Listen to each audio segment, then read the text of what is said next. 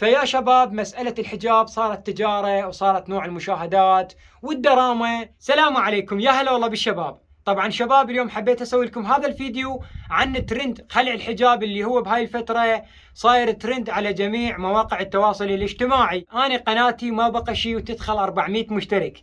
يا ريت اذا اول مرة تشاهدني او اول مرة تتابعني تشترك بقناتي وتفعل لي الجرس وتخلي لي لايك للفيديو. يلا نكمل الفيديو. يا شباب هاي البنية اللي نزعت الحجاب المشكلة قبل فترة طلعت بلقاء وقالت لها المذيعة هم يوم من الأيام تنزعين الحجاب؟ ردت عليها وقالت لها هذا الشيء مستحيل. زين شنو السبب اللي خلاها تتخلى عن الحجاب بهاي الفترة؟ أنا أقول لكم ومن الأخير وباختصار على مود مشاهدات وعلى مود شهرة، بس أكيد إحنا ما نحكم على هذا الشيء لما نشوف شنو السبب. خلينا نشوف شنو حكيها وشنو رد فعلها لما نزعت الحجاب.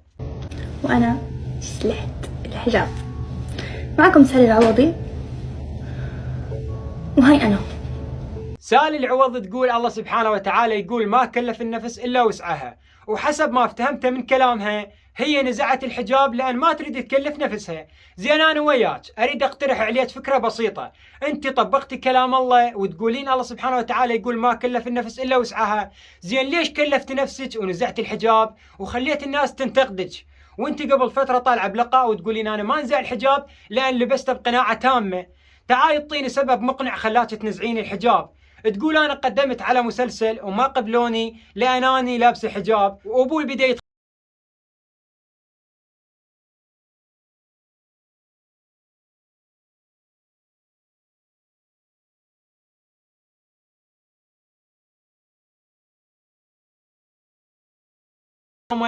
بس صدقوني يا شباب شفت لها فيديو اخير تقول انا راح ارجع البس الحجاب لان ما كنت متوقع متابعين هيك ردة فعلهم.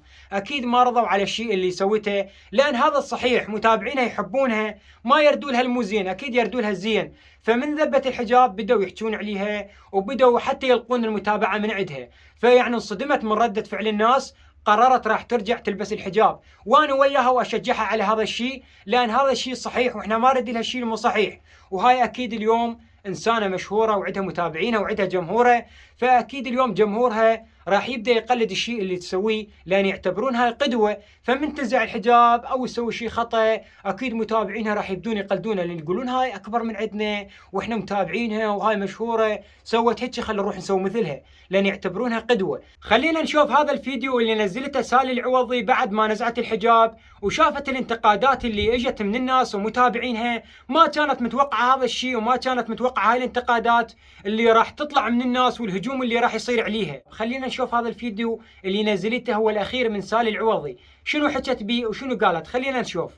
أنا والله بحلف عشان هيك، عشان يعني عشان تعرفوا والله العظيم إني كنت عن جد مقررة أول إشي أشلح الحجاب، بعدين قررت أتراجع وألبسه مش عشان ترند.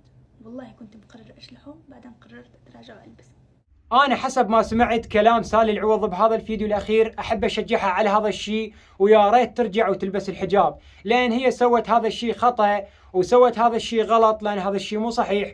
واليوم كل إنسان يخطي، فاليوم إحنا مو معصومين، إحنا وياها وخل ترجع وتلبس الحجاب. وأنا واحد من الناس اللي يشجعونها على أنه تبقى لابس الحجاب.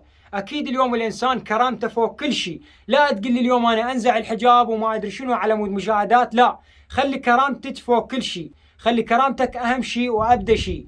تحياتي لكم يا شباب، إن شاء الله يا رب تونستوا وياي. هنا وتكون نهاية هذا الفيديو. خلوا لي لايك واشتراك، وياكم أخوكم مرتضى عطله. اشتركوا بقناة وفعل الجرس، راح يكون الفيديو اللي جاي أقوى من هذا. تحياتي لكم، باي باي.